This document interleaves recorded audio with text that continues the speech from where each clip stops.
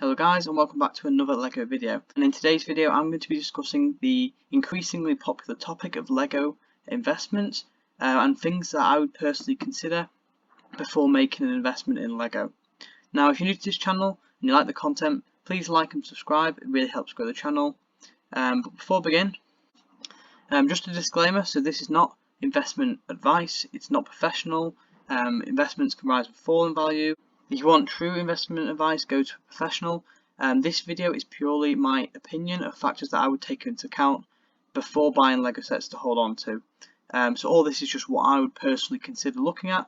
Whether you take that away or not for yourself is up to you, but it's not investment advice. So the first thing that I would consider when investing in sets is how popular the set that I'm looking at is with the community and whether people would actually want to buy it. So I can break this down into three factors that I can think of. So do people like this set? So for example, you can use LEGO reviews or YouTuber talks, social media, and I'll show you how you could do that in a second. Is it too popular? Many other people have the same idea to buy this set to hold on to. You could be seeing low returns for that set, and therefore it's something to consider. And then the final point I've made, I said what's cool, but what I'm really saying is what you like may not be what other people like. So for example, under this popularity section, I'm going to be discussing the Camp Nou FC Barcelona Stadium as an example. Now, what do I mean by popularity? Well, on the LEGO website, you can go over to the star rating, and when I hover over the setting, it tells me that it's 4.3 stars is the average. Now, for 22 reviews, that's alright. It's not amazing, but it's alright, and that's one way of seeing how popular a set is. Now, I would never personally use one source to base all my information off. So here, for example, I'm on BritLink. You can see here, 41 people have it on the wanted list. Now, of course, not every single person who's into LEGO owns a BritLink account. However, it is another factor, another piece of data to take in to whether people are wanting this set or whether they're not. Now, of course, you can also use YouTube, where people obviously build the set and do reviews, telling you their personal opinion. Now obviously a lot of people might buy the set or might not buy the set purely based off whether their favourite YouTuber says it's good or not. So all of these things are something to take into account within the popularity sector. So the next point I want to make out of the many points I've got to discuss is retirement dates. Now you want to be on top of this when you're considering investing in a LEGO set. If a new set comes out, for example Volkswagen T2 camper van, I would personally be buying that set towards the end of retirement, as then it'll be closer to when you start to see the price increase as the demand would hopefully kick in. Whereas if you were to buy this set when it first came out, you could be holding on for it for 2 years, 3 years. In some cases with the T1 camper van, if you bought that right when it first came out, you'd be holding on for 8 years. So for example, this graph shows you the T1 camper van by LEGO. Now as you can see, 2013-14 all the way to 2020, so that's 6-7 years, the price has stayed approximately constant, and only recently in 2021 has this set actually been increasing in value. Now bear in mind this retired end of 2020, so this makes sense, which is supporting the point that I'm trying to make, where ideally you get this towards the end of shelf life. Now the difficulty in this is obviously going and finding when these end of shelf lives are, and obviously LEGO can change these and add an extra year or 2 years, 3 years, whatever, because ultimately it's their product that they're selling, and you're just going to be on top of this when it comes to investing. Otherwise you may be holding a set for many years before you actually see any returns, and at that point you may be questioning whether your money would be better in other sets. So the next point I want to discuss is the rarity of a set. Now the rarer a set is, the harder it is to acquire, and this is more for scalpers who like to have a quick flip on a set to earn some money. Now this is not what I'll be discussing today, and I'm on about holding a set for a longer period of time. However, if it's rare, it does make the set quite collectible, and ultimately some people might want that particular set in their collection, and ultimately they may be willing to pay a bit more money for it. Now, there is a certain point where people do know the value of a set, and after the price exceeds a certain point, people just find alternate solutions. For example, if you take the Ulysses Space Probe, that was a VIP reward that people could claim using the VIP points. A lot of people missed out on the set because it was quite rare, and also because LEGO made barely any of them. which led to a lot of frustration. Now, of course, you had a lot of people reselling this on eBay the same day for large amounts of money. However, the problem with this is that 200 quid that people are asking for on eBay is not worth it, especially considering there's only 1 or 2 unique pieces to this set. So people will then just go on BritLink and part it out for a lot cheaper than what they'd be paying on eBay.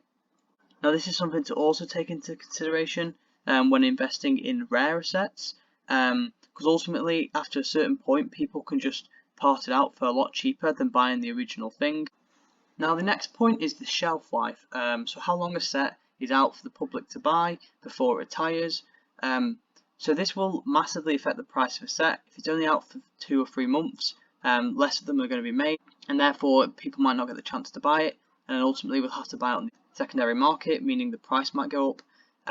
However, this is not always relevant, as some sets still perform well even if they've been out for a while. So if we look onto brick set here, I've just pulled up this Lego house.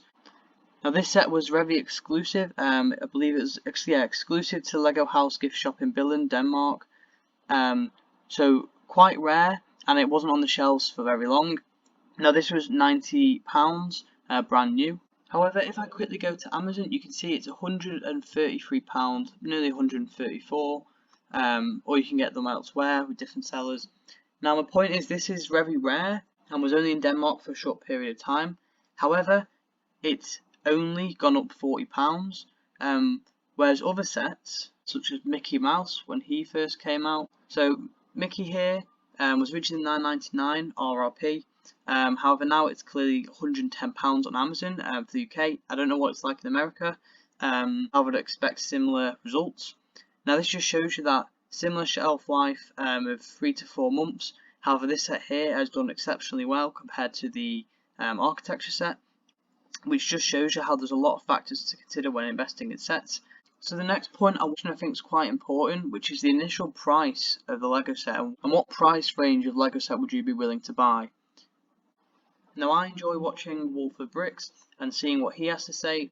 Now after watching him for quite a while, it appears that his price range is towards the lower end, so not these larger sets that a lot of people may want to invest in.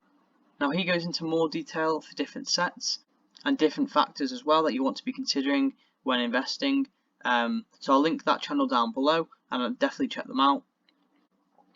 Now one point that I do want to raise, which I've gained from him, is think about the initial price of a set and what people are willing to pay. Now if we take that Mickey Mouse Brickheads from before, its original price was £9.99 and it's gone all the way up to £110. Now that's a great return. However, a lot of people still might be willing to pay that £110 for the Mickey set, and it might even go up further, because £110 someone might spend on a different set, and so people are more likely to have this amount of money to then spend on a set like this. However, when you consider something like the UCS 8080, which has just came out, if you were to invest in that and try and get similar returns, you would need the price of that 8080 to hit 7,000. Now, you've obviously got to ask yourself the question, will it hit that price, and whether you see it hitting that price, which I'll leave up to you. However, this is something else to consider. So this is why the price of the Lego set also does matter when it comes to investing. Now my next point is the target audience. So who are you trying to sell this to? Now adults are more likely to have money, and there's a lot of sets now that are aimed purely to adults. So if you pick one of these sets, for example, then you need to know that you're selling to an adult. You also need to consider that children may find an item that they like, which you may not like. But if they really like the item, they might get hooked onto it and really want it. And obviously with things like Christmas, that means they might get that set for Christmas, which means the price may increase for those sort of reasons. Here it's 330 quid for this first order Star Destroyer. Now again, an adult collector might have been wanting to buy this and think it's worthwhile and therefore are willing to spend this money. But similarly, if a kid asks for this, yes, it'll be a very expensive Christmas present, and therefore you need to be considering both target markets when investing in Lego sets. So the final point I want to make is licensed or main themes. So sets from the Star Wars, Marvel, Minecraft and Harry Potter theme will all be licensed. Now of course this means they have a very large fan base, whether they're into Lego or not. And ultimately this will have a say in the performance of a set from an investment point.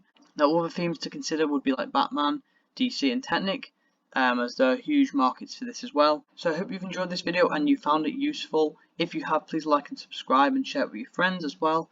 It will help grow the channel and I really appreciate it. By leaving a like, it also lets me know you want to see more stuff like this, so then I can maybe incorporate more of this into my channel. You can also leave some ideas down below in the comments for future videos, which I'll have a look through. But I'll see you all in the next video. Bye bye.